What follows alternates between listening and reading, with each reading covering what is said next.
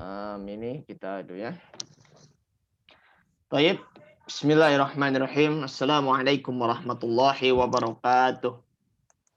Waalaikumsalam warahmatullahi wabarakatuh. Innal hamdalillah nahmaduhu wa nasta'inu wa nastaghfiruh wa na'udzu billahi min syururi anfusina wa min sayyiati a'malina. May yahdihillahu fala mudhillalah wa may yudlil fala hadiyalah. Asyhadu an la ilaha illallah wa asyhadu anna sayyidina wa nabiyyana Muhammadan abduhu wa rasuluhu la nabiyya ba'dah. Hadirin bapak-bapak dan ibu-ibu yang dimuliakan Allah Subhanahu wa taala. Wabil khusus yang kami hormati Ustadz kita Bapak Haji Helmi Yusuf MAG, dosen LBIQ ataupun PTIQ ataupun Hidayatullah Jakarta Fakultas Syariah. Kita akan melanjutkan kembali materinya, yaitu hadis yang ke-6, yaitu kalimat di dalam khutbah nikah. Ya, yang bunyinya itu innal hamdalillah nahmaduhu wa nasta'inu wa nastaghfiruh. Kita patut bersyukur pada Allah Subhanahu wa taala. Ya Allah memberikan nikmat baik itu nikmat iman, nikmat Islam maupun nikmat sehat walafiat. Salawat serta salam tak lupa kita sanjungkan kepada suri tauladan kita Nabi Muhammad sallallahu alaihi wasallam serta keluarganya, para sahabatnya dan juga kepada para pengikutnya. Bapak Ibu yang kami hormati, hadis yang ke-6 ini merupakan pembukaan khutbah nikah ya, yang bunyinya tadi innal hamdalillah nahmaduhu wa nasta'inu wa nastaghfiruh sampai yang terakhir yaitu wa tabarra'na min kulli dini yukhalifu dinal Islam ya. Artinya dan kami telah melepaskan diri dari agama yang bertentangan dan kami telah diselamatkan oleh agama Islam. Mungkin ya Ustadz Helmi Yusuf pernah kali ya disuruh oleh penghulu untuk membaca khutbah nikah innal hamdalillah nahmaduhu wa nasta'inu wa nastaghfiruh wa la taqrabuz zina innahu kana fahishatan wa sa'a sabila. Seperti itu kan. Sampai terakhir wa tabarra'na min kulli dini yukhalifu dinal Islam. Barulah mulai nanti berjabat tangan pas diangkat nikah ya, seperti itu Ustadz Helmi ya. Ataupun mungkin Bapak pernah disuruh penghulu ya untuk ngebacain khutbah nikah seperti itu sampai ya mengucap kalimat terakhir wa tabarra'na min kulli dini yukhalifu dinal Islam sampai akhirnya berjabat tangan. Saya terima nikahnya ini nih. Qabil tuh nikah haha seperti itu ya. Praktekin dong, Ustaz. Apa? Praktekin. Ya, insya Allah. Baik. Oleh karena itu, mari kita mulai taklim ini dengan mengucap kalimat basmalah. Bismillahirrahmanirrahim. Baik, langsung saja kepada Ustadz Helmi Yusuf. Kepadanya beliau kami persilahkan. Baik. Assalamualaikum warahmatullahi wabarakatuh. Waalaikumsalam. Bismillah, alhamdulillah, wassalatu wassalamu ala sayyidina Muhammad ibn Abdillah, al-qa'im bihuquqillah, adada ma fi ilmillah, salatan da'imatan bidawami mulkillah, wa ala alihi wa sahbihi madaqatillah wa farrajahallah amma ba'du. Qalu subhanaka la ilma lana illa ma'alamtana innaka atal alimul hakim wa la hawla wa la quwata illa billahil aliyyil azim. Rabbi syrah li sadri wa yassir li amri wa hlul 'uqdatam min lisani yafqahu qawli bi jahi sayyidina Muhammadin sallallahu alaihi wasallam. Amin. Para bapak, para ibu, wabil khusus Akhin Al-Fadil Ustaz Sutri Adirga yang menjadi host pada hari ini. Kita bersyukur pada Allah Subhanahu wa taala atas segala nikmat dan karunia-Nya dan bersyukur atas kesempatan yang luar biasa kita bisa mempelajari sabda-sabda Rasulullah sallallahu alaihi wasallam. Kita berselawat sekaligus dan juga kita berharap dengan kita mempelajari hadis dari Rasulullah sallallahu alaihi wasallam, kita punya harapan besar bahwa kalau di dunia sekarang ini kita mempelajari hadisnya sekaligus membaca salawat kepadanya, maka di akhirat kelak paling tidak Rasulullah kenal sama kita. Karena kita termasuk orang-orang yang pernah ya meletakkan sabda Rasulullah di lidah kita ya, atau mendengar sabda Rasulullah pada telinga kita. Jadi kita berupaya semaksimal mungkin lidah kita jangan sampai terhalang oleh sabda Rasulullah dan juga jangan sampai terhalang oleh membaca salawat kepada Rasulullah. Maka upayakan ya, sekalipun mungkin hadis-hadis itu banyak tidak kita pahami, tapi bacalah. Karena dengan cara membaca hadis Rasulullah berarti kita menempatkan hadis Rasulullah pada lidah kita. Kita menempatkan sabda Rasulullah yang dulu pernah ada pada lidahnya, kita pindahkan sabda tersebut ke lidah kita. Nah, ini merupakan cara bagi kita untuk kita mendekatkan diri kepada Rasulullah SAW. Selain tentunya dengan banyak membaca salawat. Kata Rasulullah, aqrabuhum alayya manzilan yaumal qiyamah aktaruhum alayya salatan. Ada yang hadisnya aqrabukum, ada yang aqrabuhum. Orang yang paling dekat posisinya dengan saya di hari kiamat nanti adalah orang-orang yang paling banyak membaca salawat kepadaku. Nah, jadi jangan lupa. Jadi kalau kita punya kitab hadis di rumah, ya dibaca saja. Supaya apa? Supaya sabda Rasulullah pernah nempel di lidah kita. Ya, supaya apa yang pernah ada pada pada lisan Rasulullah itu ada pada diri kita. Sehingga penuh harapan kita bahwa apa yang pernah Rasulullah sampaikan itu juga pernah hadir di lidah kita, apa yang Rasulullah pernah ucapkan hadir di lidah kita. Ini mudah-mudahan ya banyak memberi manfaat dan memberikan syafaat kita kepada dari Rasulullah SAW. Baik, sekarang kita masuk ke hadis ke-6 ya. Ini terkait dengan kalau kita bilang sambutan tadi ya, ceramah atau khutbah. Jadi dalam bahasa Arab ada yang disebut dengan tasyahud. Ya, tasyahud. Tasyahud itu sebenarnya bukan saja kalimat yang kita baca pada waktu tahiyat. Ya, kita menyebutnya dengan tasyahud. Tetapi juga kalimat-kalimat yang di dalamnya mengandung kata syahadat dan itu dipakai untuk berbagai macam peristiwa, itu juga masuk dalam kategori namanya tasyahud juga, termasuk sambutan ya pada waktu kita berceramah, pada waktu kita menyampaikan khutbah nikah, pada waktu kita melamar. Nah, itu di dalamnya disunnahkan untuk menyebut kata-kata asyhadu alla ilaha illallah wa asyhadu anna muhammadar rasulullah. Itu yang disunnahkan. Nah, ini namanya disebut dengan tasyahud ya, tasyahud fil khutbah. Baik, kita lihat. Bismillahirrahmanirrahim. Tuan Abdullah bin Mas'ud radhiyallahu anhu qala, dari Abdullah bin Mas'ud, semoga Allah meridainya, beliau berkata, allamana Rasulullah sallallahu alaihi wasallam at-tasyahhuda fil hajati.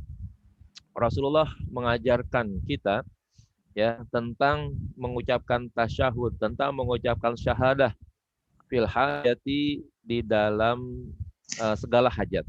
Ya, berarti kalau di dalam hajat ini bukan saja di dalam nikah, tapi di dalam segala hal, ya, di dalam segala keperluan. Zada fihi Ibnu Katsir fil irsyad bin nikah. Nah, ya, kalau Ibnu Katsir itu menambah dengan kata-kata di dalam nikah. Kalau di sini hanya fil hajah, tapi Ibnu Katsir menambahkan kata-kata fin nikah wa ghairihi, dan selain nikah. Ya, berarti kalau begitu khutbah atau sambutan apapun mungkin juga boleh kita masukkan ke dalamnya. Khutbah Jumat itu hendaknya di dalamnya disunnahkan untuk menyertakan kata-kata at-tasyahud. Walaupun tasyahud itu nanti di dalam khutbah bukanlah menjadi rukun. Nah, sekarang apa isi daripada khutbah tersebut ya? Innal hamda lillah nahmaduhu wa nasta'inuhu wa nastaghfiruh wa na'udzu billahi min syururi anfusina may yahdihillahu fala mudhillalah wa may yudlil fala hadiyalah. Wa asyhadu an la ilaha illallah wa asyhadu anna Muhammadan abduhu wa rasuluh. Nah, itu bacaannya ya. Innal hamdalillah, sesungguhnya segala puji milik Allah. Nahmaduhu, kita memuji kepadanya. Wa nasta'inuhu, dan kita mohon pertolongannya. wa nastaghfiruhu dan kita minta ampunannya, wa na'udzubillahi dan kita bermohon berlindung kepada Allah min syururi anfusina dari keburukan ya jiwa kita, keburukan nafsu kita. Mayyahdillah maka siapa saja yang mendapatkan hidayah dari Allah fala mudillalah maka dia tidak akan menjadi orang yang tersesat atau tidak ada orang yang akan menyesatkannya. Tapi wa mayyudlil maka siapa saja yang disesatkan oleh Allah fala hadiyalahu maka tidak akan ada orang yang dapat menunjukkan jalan. Wa asyhadu alla ilaha illallah dan aku bersaksi bahwa tidak ada Tuhan selain Allah atau tidak ada yang patut disembah selain Allah. Wa asyhadu anna Muhammadan abduhu wa rasuluhu dan aku bersaksi bahwa Muhammad adalah hambanya dan rasulnya. Nah, ini mukaddimahnya nih ya, isi daripada tasyahud di dalam setiap sambutan yang Rasulullah ajarkan ini ya. Maka bagi Bapak yang biasa melaksanakan khutbah Jumat misalnya, saya kira ini patut digunakan karena ini sambutan yang pendek ya, yang isinya mudah dipahami orang, tidak berbelit-belit ya. Bagi kita mungkin yang kalau tidak pandai menyusun dalam bahasa Arab dengan bahasa-bahasa yang indah begitu, ini adalah sudah disusunkan langsung oleh Rasulullah di dalam sabdanya. Dengan kata lain, kalau kita membaca ini, maka kita sekaligus membaca hadis Rasulullah Sallallahu Alaihi Wasallam, membaca sabda atau membaca sambutan yang pernah dibacakan oleh Rasulullah Sallallahu Alaihi Wasallam. Nah, lalu dilihat dari segi arti, ini sangat luar biasa sekali. Yang pertama ada 3 perkara yang semuanya kita serahkan kepada Allah di awal-awal. Ya, yang pertama memuji, terus meminta pertolongan dan meminta ampun. Ya, ini semuanya kita mohonkan ya semuanya kepada Allah Subhanahu Wa Taala. Ya, kita memuji kepada Allah, kita minta pertolongan kepada Allah, kita mohon ampun juga kepada Allah. Ya, sebagai sebuah kesadaran penting bahwa kalau kita sudah memuji kepada Allah, maka kita sadar bahwa yang terpuji hanyalah Allah. Ya, yang terpuji hanyalah Allah. Artinya kalau seandainya kita sudah membiasakan memuji kepada Allah, baik membaca surat Al-Fatihah yang di dalamnya ada alhamdu, atau membaca zikir-zikir yang lainnya yang di dalamnya ada kata-kata alhamdulillah, maka seharusnya menjadi kesadaran tinggi bagi kita bahwa kita itu termasuk makhluk yang tidak layak untuk mendapatkan pujian. Karena kata alhamdu yang di dalamnya ada alnya itu namanya listighraqil khasais namanya. Bahasanya aja susah ya. Namanya disebut dengan al lil istighraqil khasais. Al yang meliput semua keistimewaan. Sehingga dengan demikian maka segala puji mulai dari yang paling kecil sampai yang paling besar, apapun bentuk pujian itu semuanya milik Allah. Nah, lalu kita sambung lagi dengan kata nahmaduhu yang juga di dalamnya ada kata puji juga. Hanya bedanya yang di sini adalah alhamdulillah dengan isim, yang di belakang itu ada dengan fi'il. Maka ini akan menjadi nilai yang berkesinambungan bahwa memuji kepada Allah ya secara jati diri Allah memang sudah terpuji dengan dirinya sendiri. Lalu kita juga terus melanggengkan pujian kita kepada Allah Subhanahu Wa Taala. Dengan kata lain begitu, yang terpuji hanya Allah Subhanahu Wa Taala. Lawan dari terpuji mungkin terhina. Nah, inilah yang mungkin layak bagi makhluknya. Maka kalau kita misalnya di dalam kehidupan ada orang yang menghina kita, ya, dengan kebodohan kita, dengan kejelekan kita, dengan apa saja yang ada pada sifat buruk yang ada pada kita, maka seharusnya ini kita terima. Karena yang memang patut dipuji adalah Allah. Kalau kita menerima ejekan orang, ya, dengan kesadaran bahwa yang patut dipuji hanyalah Allah, maka mestinya itu nggak ada emosi, nggak ada marah, dan juga tidak ada bahasa kata marah yang berkelanjutan atau mungkin ribut yang berkelanjutan. Ya, kalau ada orang bilang kepada kita, lu mau bodoh, lu mau goblok, lu mau bego. Kalau kita bilang iya, gitu.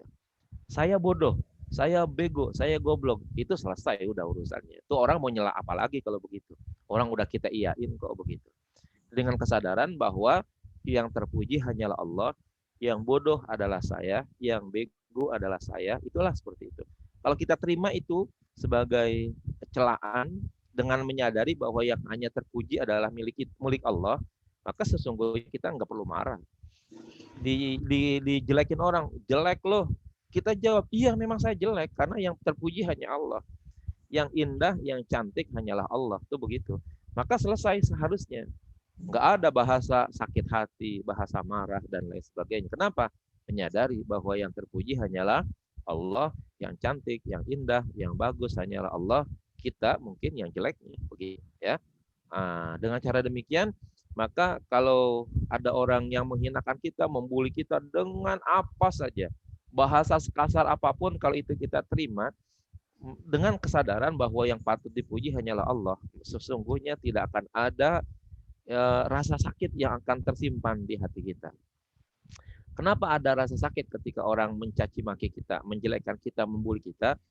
Disebabkan karena kita merasa diri kita masih layak untuk dipuji. Padahal pujian itu hanyalah milik Allah. Nah, ini tolong diperhatikan baik-baik ya. Kemudian meminta pertolongan, meminta ampun atas dosa-dosa. Ini juga yang bisa memberikan pertolongan, yang bisa memberikan ampun atas dosa-dosa hanyalah Allah Subhanahu wa taala. Ya. Manusia hanya digerakkan oleh Allah Subhanahu wa taala untuk memberikan bantuan kepada sesamanya. Ya. Tetapi pada dasarnya yang menggerakkan manusia supaya mau memberikan pertolongan kepada kita itu sesungguhnya adalah Allah Subhanahu wa taala. Ya. Nih, kalau begini nih, coba perhatikan baik-baik. Kita mungkin dalam hidup pernah mungkin menolong orang, begitu, ya. Pernah mungkin menolong orang. Nah, mungkin di waktu kita susah, ya, kita akan berkata kali, ya ampun saya kok susah nggak ada yang tolong ya, itu begitu. Ya, mungkin pernah kali begitu. Giliran saya susah, kok nggak ada yang nolongin saya ya, begitu misalnya. Padahal orang kalau lagi susah minta tolong sama saya tolongin. Kenapa giliran saya susah nggak ada yang nolongin saya? Nah, ingat ya, yang mampu menggerakkan orang untuk memberikan pertolongan kepada kita hanyalah Allah Subhanahu wa taala.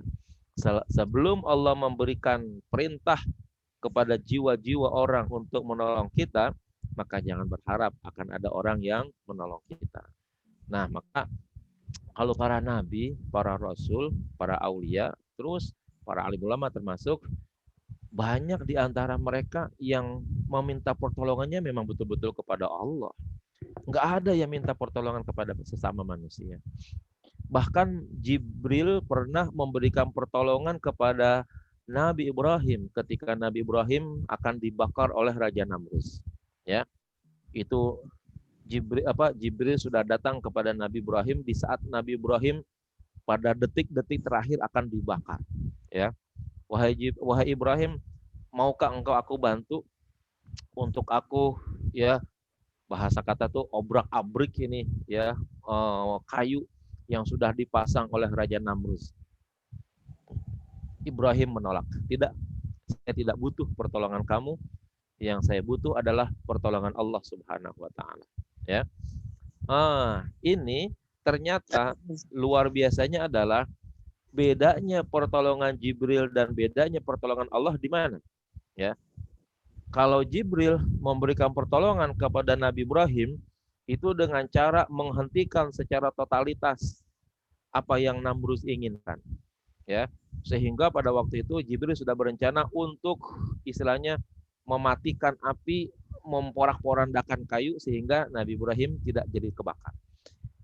Kalau begitu caranya Jibril memberi pertolongan, itu mah nggak ada hebatnya, ya, nggak ada cerita baik buat Nabi Ibrahim. Ceritanya seperti itu, nggak ada luar biasanya. Nah, yang luar biasa ketika Allah memberikan pertolongan. Nabi Ibrahim masuk ke dalam api, di dalam api enggak kebakar, Di dalam api ia merasa dingin, di dalam api ia merasa nikmat di sana, ya. Sehingga Allah katakan, "Qulna ya naru kuni bardaw wassalaman ala Ibrahim." Di situ yang luar biasa. Di dalam api yang begitu panas, tapi Nabi Ibrahim merasa nyaman. Lalu ketika keluar dari api, itu yang membuat tegang semua manusia, termasuk Namrus pada waktu itu. Ya, sudah dibakar sekian hari, ya, karena jumlah tumpukan kayu yang begitu besar, yang begitu banyak, ternyata ya Ibrahim keluar tanpa ada satu helai rambut pun yang terbakar. Jadi itu yang membuat ajib, bahasa kita sekarang. Itu yang membuat takjubnya Raja Namrus dan orang-orang yang ada di sekitarnya, termasuk musuh-musuh Nabi Ibrahim. Kalau tadi Nabi Ibrahim terima pertolongan Jibril, ya, Jibril kan memporak-porandakan kayu-kayu dan api-api, sehingga ya orang melihatnya, ya itu mah biasa kalau begitu, ya. Ketika ada seseorang mampu memporak-porandakan sesuatu, ya ceritanya selesai sudah kalau begitu. Tetapi yang Allah bikin skenario-nya, di mana Allah memberikan pertolongan kepada Nabi Ibrahim, itu sangat luar biasa. Ya, Nabi Ibrahim tetap dibakar, tapi Ibrahim merasakan nyaman, merasakan nikmat di dalam api, dan tidak ada satupun yang terbakar, baik kulitnya, rambutnya, pakaiannya. Itu yang membuat orang tercengang. Di situ pertolongan Allah bedanya dengan pertolongan Jibril alaihissalam. Anastaghfiruh, minta ampun. Ya, Allah itu Ghafurur Rahim. Maka kita diminta untuk meminta ampun kepada Allah. Ya, kata Rasulullah, wa inni la astaghfirullah fi kulli yamin sab'ina marratan ila mi'ati marrah. Ya, bahwa aku meminta ampun kepada Allah dalam satu hari kurang lebih ya antara 70 sampai 100 kali ya membaca istighfar. Bayangkan Rasulullah yang di dalam surah Al-Fatah Allah katakan, inna fatahna laka fathan mubina liyaghfirallahu laka ma taqaddama min dzambika wa ma ta'akhkhar, agar ia mengampuni dosa yang lalu dan yang akan datang. Dosa yang lalu dan yang akan datang sudah diampuni, ternyata Rasulullah sudah bebas bahasanya dari dosa, tetapi masih saja beliau setiap harinya membaca istighfar antara 70 sampai 100 kali istighfar. Bayangkan, ya, yang dosanya nihil, yang dosanya ada pada titik nol, meminta ampunnya 100 kali. Nah, perhatikan dan bandingkan dengan kita yang mungkin penuh dengan dosa, yang mungkin banyak dengan dosa, berapa banyak kita beristighfar dalam keseharian kita. Wa na'udzubillahi min syururi anfusina. Ini juga kita perlu untuk meminta perlindungan kepada Allah dari keburukan jiwa kita. Ya, nanti kalau kita belajar lebih jauh lagi, ada kitab Ihya Ulumuddin yang di dalamnya di sana ada membahas tentang al-muhlikat, hal-hal yang dapat membahayakan bagi manusia. Di antaranya di sana adalah ya dalam hal tazkiyatun nafas, ya, membersihkan jiwa, karena di dalam hati itu banyak penyakit-penyakit yang sangat buruk yang kemudian pada akhirnya bisa ya menyesatkan manusia, mencelakakan manusia. Ada yang disebut dengan hasad, dengki, ada yang disebut dengan ujub, bangga, ada yang disebut dengan ria, ya, pamer dan lain sebagainya. Ini semuanya sangat berbahaya karena pada akhirnya akan merusak amal-amal yang kita kerjakan. Nah, inilah maka kita minta pertolongan kepada Allah dari kejahatan, keburukan jiwa kita. Ini ada pentingnya pada sisi berikut pada sabda Rasulullah, siapa saja yang diberikan petunjuk oleh Allah maka tidak akan ada orang yang dapat menyesatkannya. Sebaliknya, siapa saja yang disesatkan oleh Allah maka tidak akan ada orang yang memberikan petunjuk kepadanya. Ya, di dunia ini jangan jauh-jauh lah, di Indonesia misalnya, mungkin kita sudah banyak melihat ya orang-orang baik, ya, orang yang diberikan petunjuk oleh Allah. Ketika dia mendapatkan petunjuk, maka upaya orang untuk menyesatkan dia misalnya, untuk mencelakakan dia, itu semuanya pasti gagal. Gampangnya misalnya ginilah, ada orang misalnya ingin masuk ke dalam agama Islam, ya, keluarganya enggak setuju, temannya enggak setuju, koleganya enggak setuju, tapi Allah sudah memberikan hidayah kepada dia supaya masuk Islam. Maka ribuan ya temannya yang tidak setuju, keluarganya enggak setuju, itu tidak akan berpengaruh apa-apa. Ya, itu. Akhirnya orang tersebut tetap berada di jalan Allah Subhanahu wa taala karena Allah telah memberikan hidayah kepadanya. Tapi orang yang Allah sesatkan, ya, orang yang Allah sesatkan, maka tidak akan ada orang yang mampu membimbing dia. Ya, di kampung kita, di tempat kita mungkin banyak orang yang berperilaku buruk, ya, dengan berbagai macam bentuk, ya. Mungkin bagi kita nyata banget itu perbuatan buruknya. Dia menghina orang, ya, dia mencaci maki orang, dia menyakiti orang lain. Itu namanya berarti dia pada jalan sesat kalau begitu. Lalu kita mungkin atau orang di sekitarnya, ya, ingin kasih tahu jangan kayak begitu, ya. Jangan berperilaku seperti itu. Sayangnya karena Allah yang menyesatkan orang tersebut, maka ya petunjuk, informasi, bimbingan ataupun apa saja yang mengarahkan dia menuju kepada kebaikan nggak bakalan sampai karena kekuatan Allah untuk menyesatkan dia lebih tinggi daripada kemampuan kita untuk memberikan petunjuk kepada orang tersebut. Ya, maka jangan heran kalau di negara kita banyak pelaku-pelaku keburukan, pelaku-pelaku kejahatan, ya, mereka mungkin ya sudah disesatkan oleh Allah sehingga diberitahu oleh siapapun itu tidak akan ada manfaatnya. Kenapa? Memang ya karena kekuatan Allah memberikan menyesatkan dia lebih hebat, maka kemampuan manusia dan makhluk untuk memberikan petunjuk tidak akan ada artinya. Nah, disinilah yang di atas nih disebut dengan tasyahud, ya. Wa asyhadu alla ilaha illallah wa asyhadu anna Muhammadar Rasulullah. Ini setiap sambutan, setiap ceramah, setiap apa maka hendaknya ini harus ada di dalamnya, ya. Karena ini bagian daripada sunnah Rasulullah ketika menyampaikan syahadat.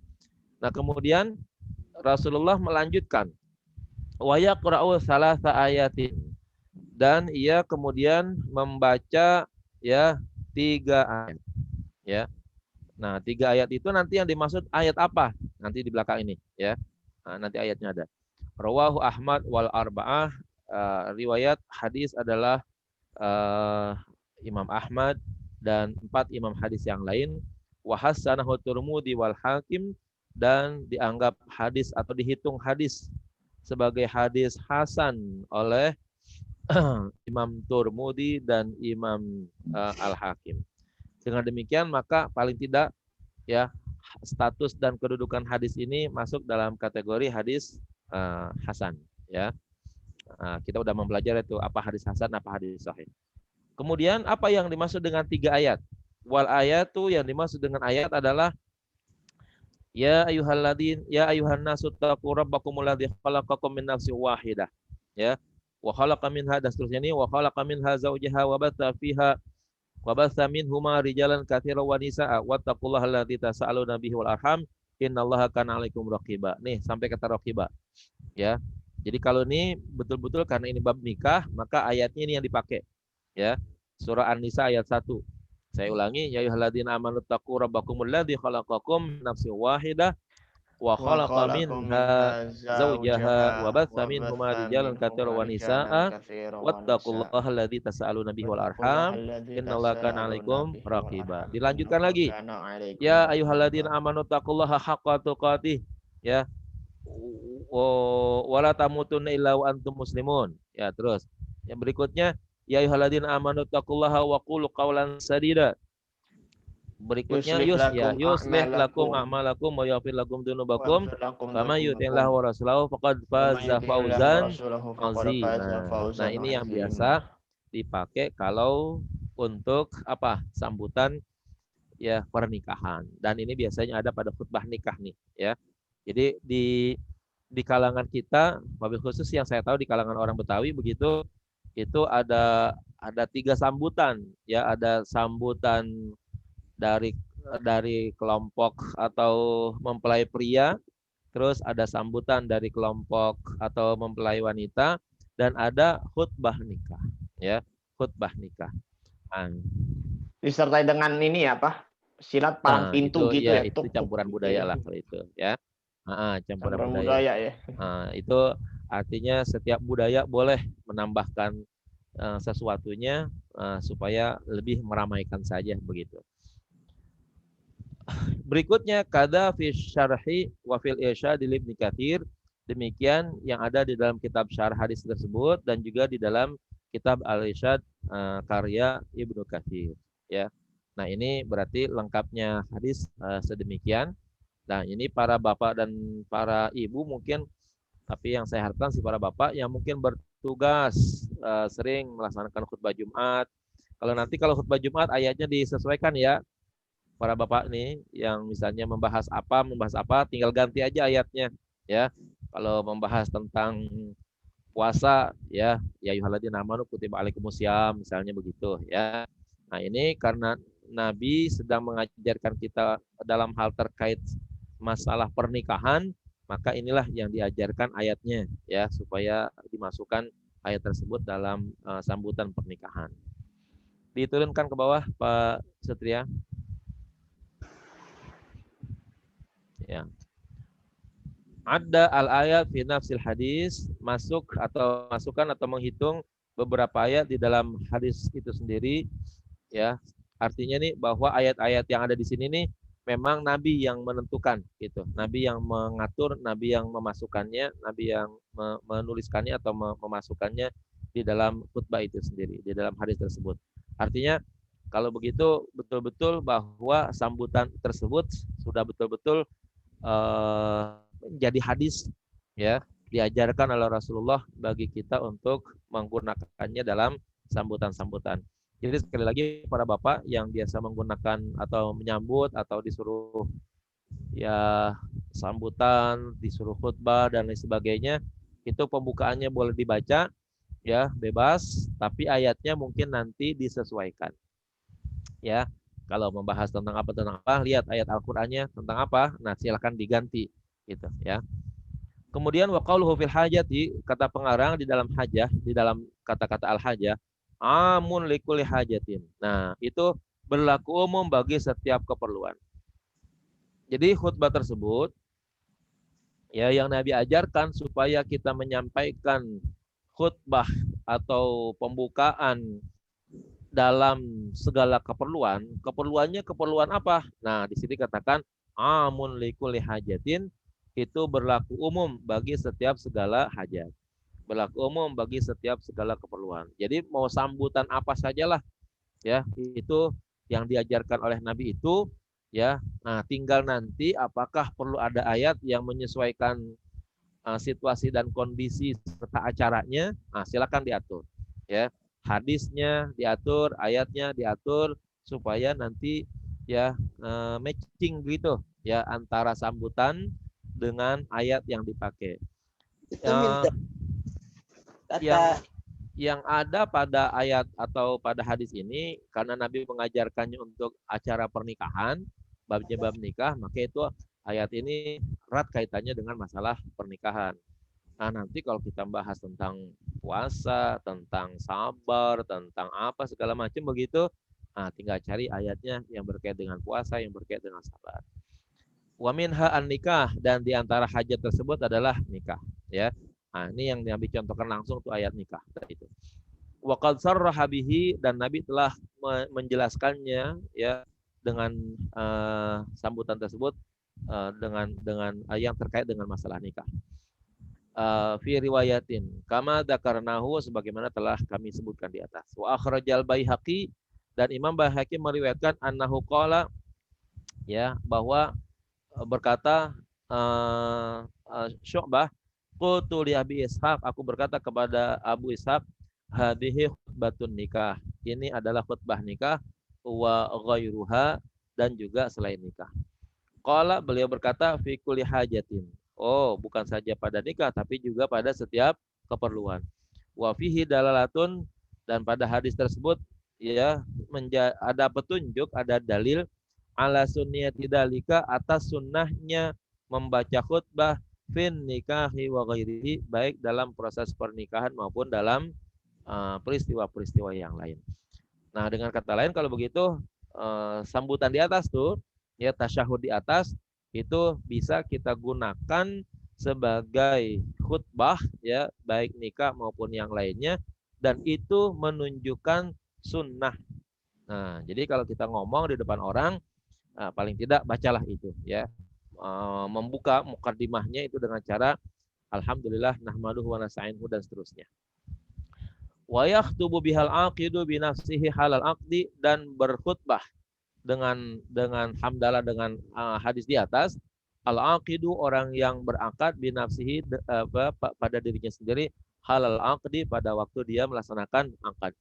Wa hiya minas sunanil mahjurah, dan ini dianggap sebagai sunnah yang jelas. Wa dhahabat az-zahiriyah, dan mazhab az-zahiri, mazhab Daud az-Zahiri berpendapat ila annaha wajibatun, bahwa khutbah tersebut hukumnya adalah wajib. Wa wafaqahum minas Syafi'iyah Abu Awanah, dan menyesuaikan diri dengan pendapat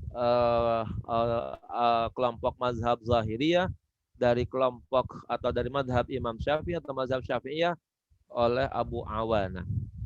Jadi Abu Awanah ini orang bermazhab Syafi'i, tapi menyatakan sesuai ya bahwa khutbah yang diajarkan oleh Nabi itu hukumnya wajib sesuai dengan mazhab Daud az-Zahiri. Nah, jadi kalau kita menyampaikan khutbah pada waktu nikah, maka itu menurut Daud Zahiri khutbahnya itu hukumnya adalah wajib ya. Tapi mazhab Syafi'i sendiri menyatakan itu hukumnya adalah sunnah ya. Nanti yang menyatakan wajib lagi adalah Abu Hanifah kalau tidak salah ya, gitu. Dinaikin ke atas Pak Dirga. Terus sedikit lagi ya, oke. Wa tarjama fi sahihihi, dan ia menerjemahkan atau menuliskan di dalam kitab sahihnya bab wujubul khutbah indal aqdi. Ada Abu Awana mengatakan ada di dalam kitab sahihnya ada bab wajibnya khutbah indal aqdi ketika akad. Dalam hal ini maksudnya adalah akad nikah. Wa yati fi syarhil hadis atasi ma yadullu ala adamil wujud. Nanti ada di dalam syarah hadis yang ke-9. Nanti kita lihat kali mungkin ada yang 9 ya, saya belum baca lagi nih yang ke-9. Ma yadullu ala adamil wujud, yang menjadi petunjuk akan tidak wajibnya ya hukum menyampaikan khutbah di atas. Jadi jadi menurut ulama jumhur ya, jumhur ulama menyatakan menyampaikan hadis di atas di dalam setiap kali proses sambutan, apakah nikah ataupun yang lainnya sebagai mukaddimahnya, itu hukumnya adalah sunnah dengan menggunakan hadis yang Nabi telah ajarkan di atas. Kecuali menurut madhab Daud az-Zahiri yang menyatakan membaca khutbah di atas karena Rasulullah sudah menyatakan dan sudah mengajarkannya, maka menurut Daud Zahiri ketika itu sudah diamalkan dan sudah diajarkan oleh Rasulullah, maka hukumnya menjadi wajib. Lalu Abu Awanah, seorang yang bermadhab Syafi'i, menyatakan akan kesesuaian pendapatnya dengan pendapat Daud Zahiri. Berarti Abu Awanah menyatakan wajibnya sambutan ya dengan khutbah di atas untuk dibaca pada waktu akad ya. Apakah akad nikah atau akad yang lainnya ya, termasuk mungkin ketika kita mau ngelamar, kita khutbah ya kan, ketika kita mau melaksanakan pernikahan dan lain sebagainya. Bahkan katanya di sini kalau bisa orang yang akad nikah, berarti pengantinnya itu kalau bisa begitu. Yang menyampaikan maksud dan tujuannya itu adalah pengantinnya begitu. Bukan wakil daripada keluarga pengantin itu gitu. Ya. Cuman kan di kampung kita atau kebiasaan kita pengantin nggak pernah kan sambutan sendiri begitu ya kan atas perkawinannya begitu. Selalu dia diwakili oleh ya pihak keluarga lah, apakah kiai atau ulama atau guru dan sebagainya. Baik, sudah jam 2 kurang 6 menit. Pak Dirga mungkin dilanjutkan dulu dengan ada pertanyaan kali sampai sini. Baik. Ya, Ustaz, mau tanya. Bapak Ibu semuanya yang dimuliakan Allah Subhanahu wa taala. Ini demikian yang disampaikan oleh Ustadz Haji Helmi Yusuf ya mengenai tentang kalimat-kalimat di dalam khutbah nikah. memang kita perlu memuji kepada Allah Subhanahu wa taala karena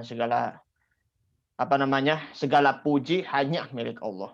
Kemudian juga meminta pertolongan hanya kepada Allah, meminta ampun kepada Allah, meminta perlindungan kepada Allah dari segala macam kejahatan terhadap diri kita, khususnya diri kita sendiri.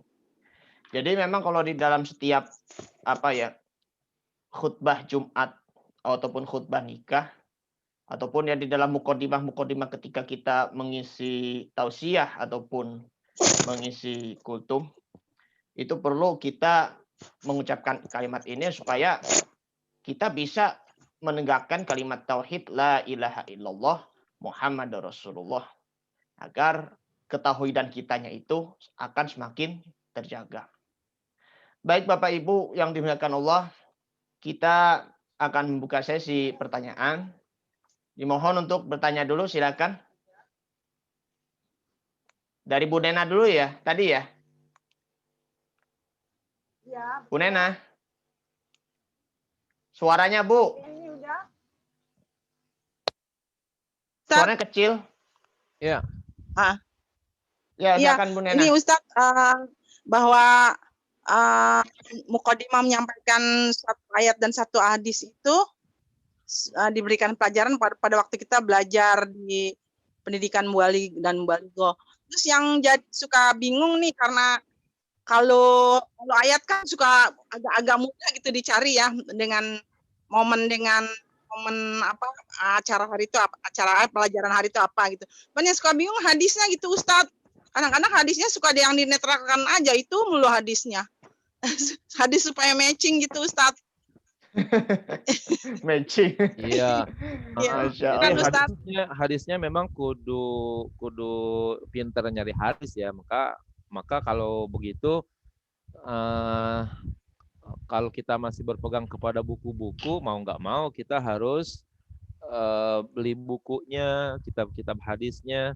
Kalau Ibu mungkin pandai menggunakan laptop dan lain sebagainya, bisa dicari di Maktabah Syamilah atau di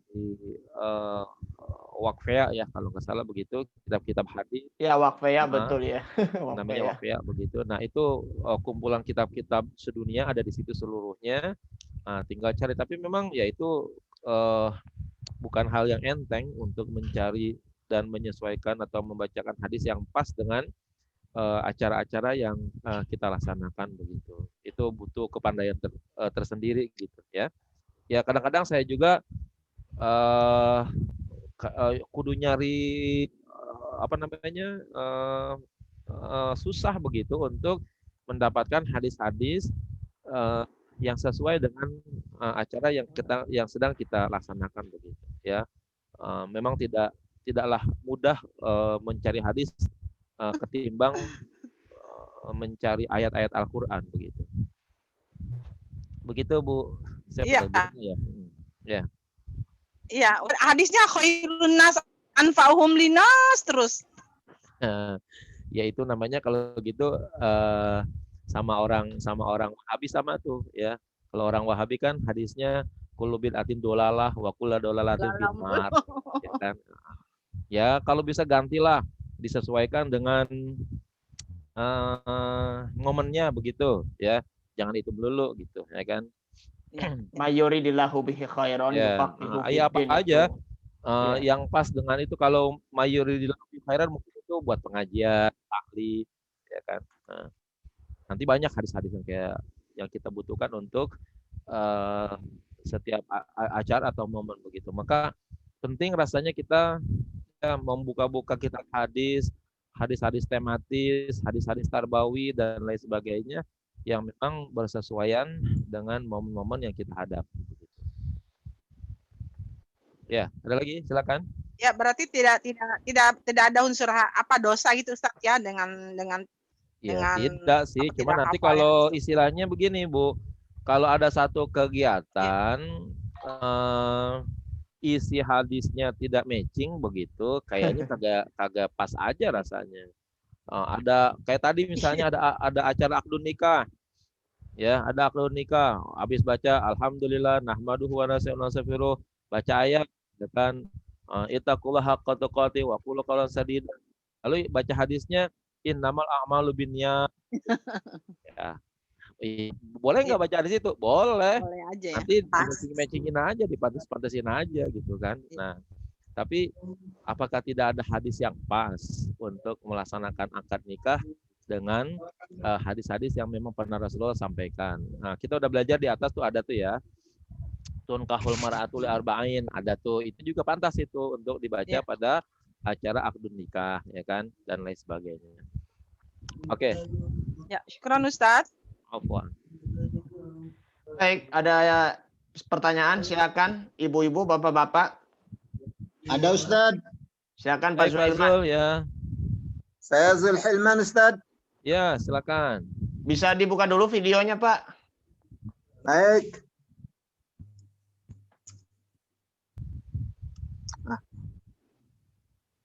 Ya. Saya lagi kuliah. Kuliah. Halo Ustaz. Ya, ya. Halo. Oke, langsung aja kalau gitu. Itu dia, Ustaz. ya. Ya Ustaz. Ya. Sering pada kalimat min syururi anfusina, min syururi anfusina Ustaz, kemudian ditambah wa min sayyiati a'malina Ustaz. Menurut Ustaz gimana Ustaz? Yang penting kalimat utama dari Rasulnya nggak hilang, itu yang utama gitu ya. Kalau mau ditambahin silakan saja. Yang penting tidak bertentangan begitu kira-kira ya. Boleh nggak apa-apa. Ya, silakan. Syukran. Ya. Baik. Afwan. Ilaikumul as'ilah. Assalamualaikum. Ada yang ingin pertanyaan? Lagi? Dari Bapak Ibu. Assalamualaikum Bapak Dirga, boleh saya Ustaz Dirga saya bertanya Pak? Silakan Bu Mufidah. Silakan Bu. Silakan Bu. Pertanyaan saya di luar khutbah nikah ya Bapak, tapi iya. saya tertarik dengan nomor 2 tadi, minta pertolongan harus kepada Allah. Bahkan Nabi Ibrahim pun ditawarkan oleh malaikat Jibril tidak mau. Yang ingin saya tanyakan adalah Bapak, ketika kita ziarah-ziarah kepada orang-orang yang soleh gitu, ada sebagian mengatakan bahwa orang soleh itu punya karomah ya. Saya kemarin ikut acara ziarah Zanbal yang menceritakan kota Tarim. Di situ ada orang yang benar-benar soleh, namanya Fakih Mukodam, punya putra. Beliau mengatakan kalau ketika kita ke kota Tarim, kita datang untuk harus minta misalnya sesuatu, itu pasti akan terkabul. Andai kan tidak terkabul, saya adalah anak pezina. Nah, bagaimana ini Bapak? Kalau menurut saya kan ketika kita meminta pertolongan selain Allah itu kan udah termasuk tidak diperbolehkan ya, bahwa kan itu dosa yang tidak benar-benar tidak diampunkan. Itu aja Pak Ustaz. Iya. Baik, Ibu Mufi, terima kasih. Kita begini Bu, berkeyakinan bahwa ada orang yang memiliki karomah dan lain sebagainya. Saya kira itu adalah hal yang patut kita pelajari juga atau patut kita terima begitu. Tetapi di atas segala sesuatu, karomah ya, atau yang biasa disebut keramat begitu, itu di atas segala sesuatunya adalah Allah yang menetapkannya. Ya, tidak akan ada keramat seseorang atau karomah seseorang tanpa ada izin dari Allah. Gitu. Nah, dengan kata lain kalau begitu, karomah itu udah pemberian Allah. Ya. Jangankan kepada orang yang mati ya, orang yang hidup saja ya, itu belum tentu mampu untuk memberikan pertolongan kepada orang lain tanpa ada izin dari Allah. Ya. Oleh karena itu, kalau kita berkeyakinan bahwa orangnya sudah mati masih bisa memberikan karamah, masih bisa menolong orang lain, ya pada mazhab-mazhab tertentu ini sangat dilarang. Tapi bagi mereka yang meyakini bahwa memang para waliullah itu punya karomah, ya nggak jadi masalah kalau mereka meyakini seperti itu. Tetapi kalau seandainya kita memiliki keyakinan seperti itu bahwa seorang waliullah punya karomah tertentu, akan lebih baik lagi kalau seandainya kita meminta pertolongannya kepada Rasulullah saja. Ya, yang lebih tinggi lagi, karena karomah sehebat apapun yang dimiliki oleh manusia nggak bakalan setinggi yang dimiliki oleh Rasulullah kalau begitu, ya. Iya, baik.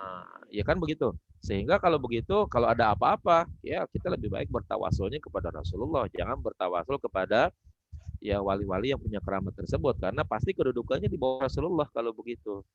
Nah, oleh karena itu, ya kita keyakinannya begini aja, bahwa kalaulah kita bertawasul kepada para waliullah, pada akhirnya yang memberikan karamah, yang memberikan pertolongan hanyalah Allah.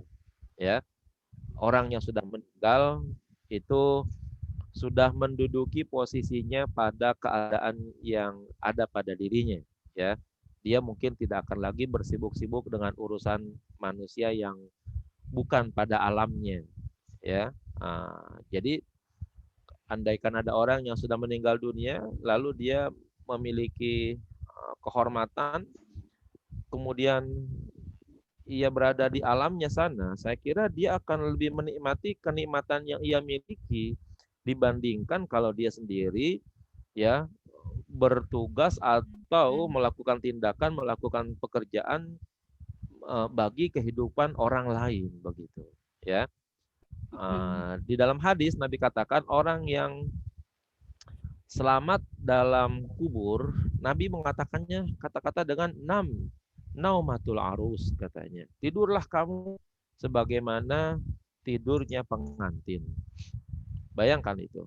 Jadi orang yang selamat di kubur, dalam hal ini mungkin para waliullah, para alim ulama, yang Allah suruh tidur sebagaimana tidurnya pengantin. Lah berarti kan kalau mereka tidur, mereka nggak apa-ngapain. Ya kan? Iya. Mereka disuruh tidur di sana, bukan disuruh bekerja, bukan disuruh memberikan pertolongan. Itu yang jelas-jelas hadisnya ada seperti itu, ya. Jadi nggak ada. Saya tanyakan itu, Bapak, katanya di dalam Al-Qur'an itu ada satu ayat gini. Tidakkah kalian mengerti bahwa orang-orang yang soleh itu di dalam kubur itu melihat kita gitu, mendengar kita gitu. Jadi untuk misalnya kita minta pertolongan itu ya seperti itu gitu. Kalau saya waktu kemarin sih sempat tidak pas ya, jadi agak kurang mendengar karena memang tidak tertarik banget. Cuma kok jadi seperti itu gitu aja, Bapak. Fungsi orang tersebut bukanlah kemudian yang bertindak langsung. Kalau iya gitu ya. Hanya orang soleh tersebut kita mintakan pertolongannya, maka yang bertindak langsung bukan dia, ya.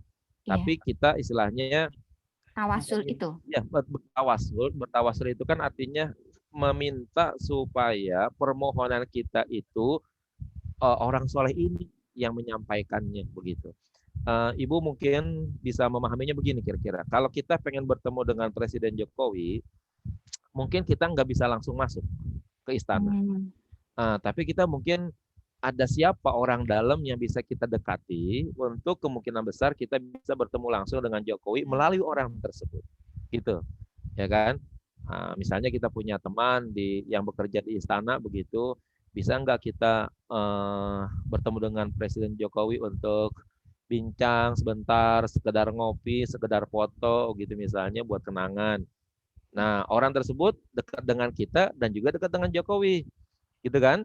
Nah, kita jadikanlah dia sebagai wasilah ya buat tawasul kepada Presiden Jokowi. Kalau kita ngomong sama orang tersebut, Pak bisa nggak pertemukan saya dengan Presiden Jokowi? Oh bisa, kapan?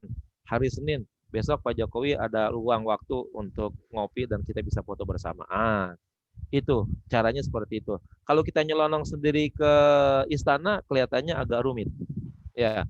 Nah, maka kalau itu kita analogikan, orang-orang saleh yang dulu pernah dekat kepada Allah dan sekarang dekat kepada Allah di alamnya, itu menjadi wasilah bagi kita untuk kita dekati mereka supaya mereka bisa menyampaikan segala sesuatunya lebih cepat ya kepada Allah, untuk kemudian akhirnya kita nanti bisa mendapatkan sesuatu yang kita butuhkan tersebut. Tapi pada akhirnya yang bertindak memberikan segala sesuatu yang kita inginkan bukanlah orang soleh tersebut, tetapi yang memberikan, yang mengkaruniai dan segala macamnya, itu semuanya kembali kepada Allah Subhanahu wa Ta'ala. Kira-kira begitu, Bu Mufi. Ya, naam ya Ustadz. Jazakallah khairan. Iya, oke. Ustadz, jadi Ustadz kalau di atas makom itu langsung mohon kepada Allah aja gitu, tidak menjadi apa melalui wasilah gitu mediasinya gitu, boleh aja langsung kepada Allah Ustadz. Saya kira gini, kalau udah ada di hadapan orang, terus kita nggak minta barokahnya, nggak minta peranannya, sayang Bu gitu. Jadi gini.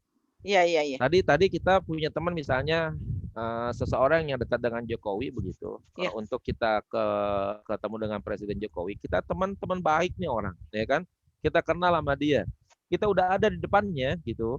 Terus kita ternyata ingin memasakkan diri, mendekatkan diri kita ke Jokowi, tapi ingin jalan sendiri begitu. Sayang. Padahal ini kita punya teman nih. Teman kita itu dekatnya sama Jokowi luar biasa. Pokoknya apa kata Jokowi itu melalui dia tuh gitu orangnya gitu. Anggaplah misalnya teman kita namanya si Ahmad. Si Ahmad ini nih itu tangan kanannya Jokowi. Kita dekat sama si Ahmad. Si Ahmad begitu dekatnya dengan Jokowi. Giliran kita pengen ketemu Jokowi, kita jalan sendiri. Ya kan? Kenapa enggak melalui si Ahmad aja itu, ya kan? Kan itu dia orangnya Jokowi gitu. Kira-kira itu gampangnya seperti itu, ya. Nah, jadi naumatul urusnya itu fungsinya di mana, Ustaz? Ya makanya tadi dikatakan bahwa kalau yang sesungguhnya yang benar itu nanti orang-orang ulama, orang-orang yang baik, orang-orang itu memang diperintahkan oleh Allah untuk tidur. Ini untuk mencegah adanya bahwa para waliullah sehebat apapun itu sudah tidak lagi bertugas untuk mengerjakan sesuatu, tapi dia hanya menyampaikannya saja, mendekatkan saja, ya. Nanti hal yang sesungguhnya yang kita harapkan, apakah pertolongan, apakah hajat atau segala macam, semuanya kembali kepada Allah. Ya orang tersebut hanya sekedar mendekatkan saja diri kita kepada Allah, kira-kira begitu, karena mereka adalah orang yang dekat kepada Allah, gitu, ya, melalui karamahnya itu. Baik, kira seperti itu. Ya, syukran Ustaz. Baik, Bapak Ibu yang dimuliakan Allah Subhanahu wa Ta'ala. Saya juga izin bertanya, Pak Haji. Itu dalam kalimat watabarra'na min kulli dini yukhalifu dinal Islam. Itu juga terdapat di dalam hadis Nabi itu, bukan? Kalau yang tadi kita baca kelihatannya itu tidak. Ya, Nabi hanya sampai di situ saja, lalu kemudian membaca ayat. Tapi saya mengatakan begini, apa yang sudah ada pada Rasulullah, ya, tidak menjadi halangan bagi kita untuk menambahkannya kalau itu tidak menjadikan rusaknya apa yang Rasulullah sampaikan, ya. Lalu kita ingin menambahkan sesuatu sehingga menjadi, ya, mungkin lebih baik, lebih banyak dan lain sebagainya, atau lebih tegas. Kalau tadi ungkapan watabarra'na min kulli dinin yukhalifu dinal Islam, itu kan sebenarnya adalah memperkuat syahadat yang di atas. Kita ketika mengatakan asyhadu an la ilaha illallah wahdahu la syarikalah, gitu kan, wa asyhadu anna Muhammadan abduhu wa rasuluh la nabiyya ba'dah, itu lambang kekuatan akidah ada di situ. Dikuatkan lagi di bawahnya watabarra'na min kulli dinin yukhalifu dinal Islam. Kita melepaskan diri dari segala agama, ya, yang bertentangan dengan ajaran agama Islam. Sebenarnya kata-kata itu memperkokoh syahadat yang di atas gitu. Ya. Jadi Nabi mungkin kalau kita lihat di hadis tersebut tidak ada gitu ya, tapi para alim ulama menambahkan untuk mempertegas kalimat syahadat yang ada di atas tadi gitu. Baik. Ya. Baik Bapak Ibu, ada yang ingin bertanya lagi silakan. Masih tinggal berapa menit lagi nih? Tinggal 16 menit lagi sampai jam 2:30. Silakan Pak Effendi Saleh, dibuka dulu mic-nya. Ya. Buka ya. Halo? Nggak kedengaran suaranya? Assalamualaikum. Silakan Pak. Assalamualaikum. Waalaikumsalam. Ustaz. Tadi Iya, dikatakan bahwa khutbah nikah itu adalah. Nah, sekarang kalau seandainya yang berpendapat atau yang mengatakan bahwa khutbah nikah itu adalah wajib, siapa yang pertama andainya acara nikah itu tidak diadakan khutbah nikah? Apakah wali, apakah saksi, apakah yang menikah? Itu aja Ustaz. Oh, maksudnya gitu. Jadi gini, Pak Effendi, yang menyatakan tadi wajib hanyalah mazhab Daud Zahiri, ya. Jadi mazhab Daud Zahiri itu kalau menurut saya sih, walaupun dia mazhab tapi tidak mu'tabarah di kalangan umat Islam, karena Daud Zahiri itu dikatakan sebagai sebuah mazhab Zahiri karena dia hanya menyatakan atau menetapkan hukum berdasarkan zahir ayat dan zahir hadis gitu ya, tanpa meneliti kedalaman kata-kata dan lain sebagainya. Kalau kita nanti belajar ilmu usul fikih itu di dalam menetapkan hukum, itu nanti kita harus mempelajari apakah kata-kata tersebut mengandung perintah, mengandung larangan, yang kemudian nanti apabila ditarik hukumnya muncul hukum yang ada dari ayat atau hadis tersebut. Nah, menurut Daud Zahiri, segala sesuatu yang ada di dalam Al-Qur'an itu secara zahir bagi mereka wajib melaksanakannya gitu, ya. Termasuk yang Rasulullah pernah kerjakan. Jadi indikasinya bagi mereka begini, apa yang pernah Rasul sampaikan berarti pernah Rasul kerjakan gitu. Dan apa yang Rasul kerjakan berarti itu sesuatu yang harus diikuti oleh umatnya. Nah, berdasarkan pernyataan demikian, maka menurut mazhab Daud Zahiri itu khutbah tersebut menjadi wajib hukumnya, gitu. Padahal kasus ini apabila kita lebih mendalami bahasa hadis dan lain sebagainya, nanti harus dipelajari baik-baik di dalam memutuskan hukum, ya, memutuskan fatwa misalnya. Misalnya di dalam Al-Qur'an, apabila kita kaji masalah amr yang dikaitkan dengan usul fikihnya misalnya, maka amr itu akan berindikasi wajib. Misalnya ada kaidah fikih mengatakan al aslu fil amri lil wujub illa ma dalla dalilu ala khilafihi. Ya, amr itu pada dasarnya menunjukkan yang wajib, menunjukkan indikasi hukum wajib, kecuali ada indikasi yang lain yang mengalihkannya menjadi tidak wajib. Nanti di dalam Al-Qur'an ternyata banyak perintah-perintah Allah yang menggunakan amr, tetapi hukumnya tidak wajib. Tapi bagi Daud Zahiri, semua amr yang ada di dalam Al-Qur'an itu wajib. Ya, termasuk fankihu ma tabalakum minan nisa masna wa sulasa wa ruba, itu menjadi wajib bagi Daud Zahiri. Menikahi 4 perempuan itu hukumnya wajib. Bagi laki-laki yang tidak menikah sampai 4 istri itu hukumnya berdosa. Karena Allah memberitakannya seperti itu, ya. Padahal tidak begitu, ya. Kalau kita belajar lebih jauh lagi bahwa fankihu ma tabalakum itu nanti dalam bahasa usul fikih disebut sebagai lil irsyad, bukan lil wujub, ya. Lil irsyad sebagai saran, perintah sunnah gitu misalnya, bukan untuk menunjukkan wajib. Nah, atas kasus khutbah nikah ini, karena hanya Daud Zahiri saja yang menyatakan wajibnya, maka dia tidak diterima secara umum oleh umat Islam sebagai hukum wajib.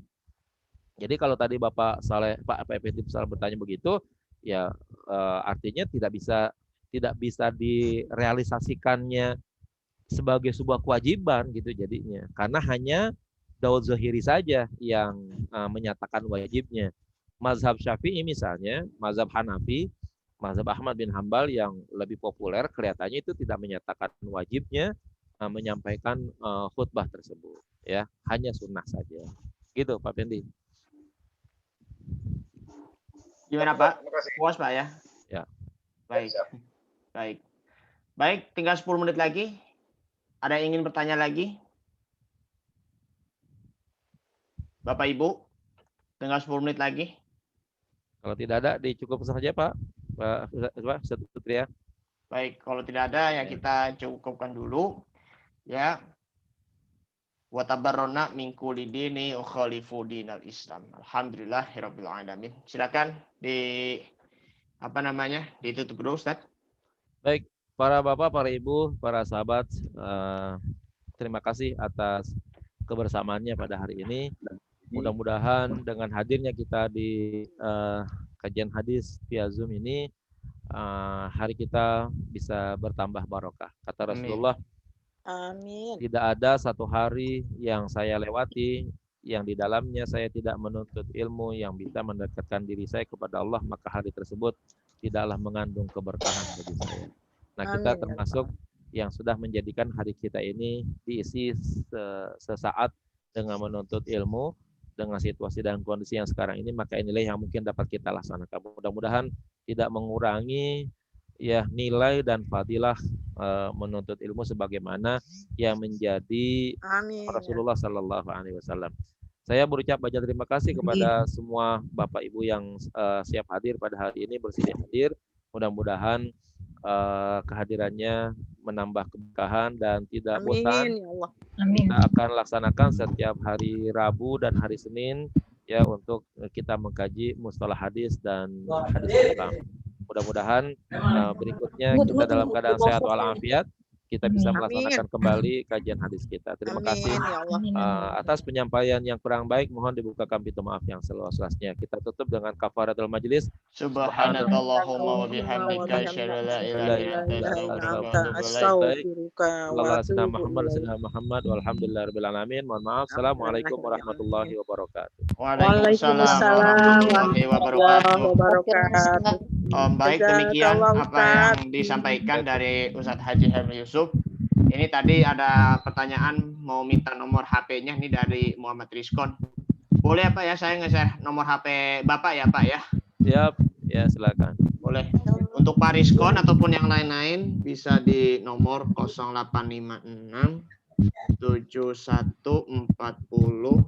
353 ya Pak ya. Boleh ulang lagi Pak? 08 berapa? 0856 0856 7140 353. 353. Syukron kasiran ya Ustaz. Mungkin Makasih, Pak Yai. baik, mungkin juga Ibu bisa menghubungi Ustadz Haji Helmi Yusuf. Kalau untuk acaranya bisa juga hubungi ke saya sendiri ya di nomornya 08777 433 1973. Nomor saya XL ya. Jadi dibuatkan WA-nya Ustadz. Iya, betul.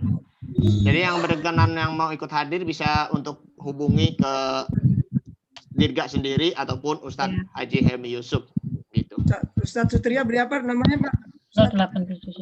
Ini Bu sudah ada di chatnya Bu, sudah ditulis Bu di chat Bu. Iya. 0856. Itu Telkomsel ya Ustadz ya? Uridu. Oh, IM3 Uridu. Baik. Oke. Baik, demikian apa yang disampaikan. Moga-moga ini bermanfaat dan juga mohon maaf saya selaku host kalau ada kekurangan dibukakan pintu maaf yang sebesar-besarnya. Allahumma fiqh aqwamit thoriq. Assalamualaikum warahmatullahi wabarakatuh. Waalaikumsalam warahmatullahi wabarakatuh. Syukran Ustaz Dirga. Kita foto dulu yuk, foto dulu. Buka kameranya dulu sebentar. Nah semuanya.